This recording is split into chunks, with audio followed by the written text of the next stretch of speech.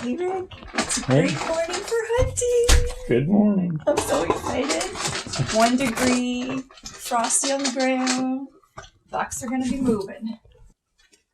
Alright, I'm gonna get layers, layers, layers. It's pretty warm out today. Well, even at this temperature, I find sitting, you're not moving because we're gonna be like stationary hunting in a blind. Like your blood doesn't flow, so your toes get cold and your digits get cold. So I tend to layer up quite a bit, actually. Oh shoot! See, I wanted to double sweater this. That crunching that you hear is My boy Newman. Newman having breakfast. Newman. Yeah.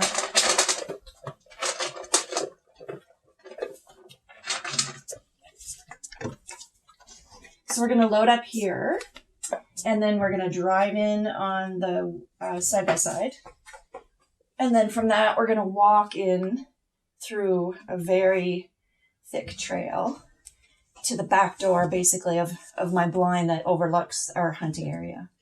I have pushed deer right off my trail, actually bucks, big buck. So hopefully we don't see him, but he comes in. And how far are we going to leave your side by side away from the blind? A couple 100 meters. Okay. Yeah, like if I was sitting in my blind and you were to walk out and turn it on, I can barely hear it. Oh, good. Yeah. Yeah, and they're super used to it because it's a cultivated piece of property that we're going to, and they're used to the farm machinery and the side by side, like doing the yard work. So, and that would be the does, because that's where the does live. We're going to an area where it's inhabited by does, right in kind of the peak of the rut. Okay. So the bucks' necks are swelling and they're starting to move around, especially in this cold weather, and they're starting to follow the does. So we're going to where the bucks don't live. They'll come because of the does. So that's why I'm going to a stationary line. That property actually has 3 different spots to hunt off of, depending on the season and the what I'm hunting, basically. Oops. So you're looking for bucks today? I'm looking for a buck. I have a tag. I hunt in a zone that's an either or. Yeah, so I hunt in a zone that's either or I'm looking for a buck. Mostly because this is like my 5th year hunting. So I have moose meat in my freezer, and so I'm not feeling under pressure to have to harvest a deer for meat purposes. So I'm trying to like work on other skills. So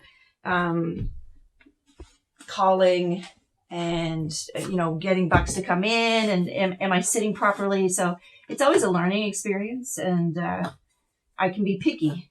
So if I don't harvest, I don't harvest. But so I'm waiting for a bigger buck.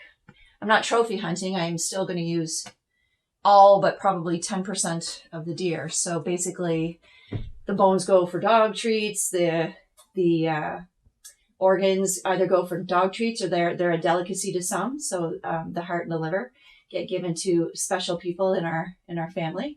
And the hides can be tanned. Actually, I've got a request for a hide to be tanned for a Christmas present.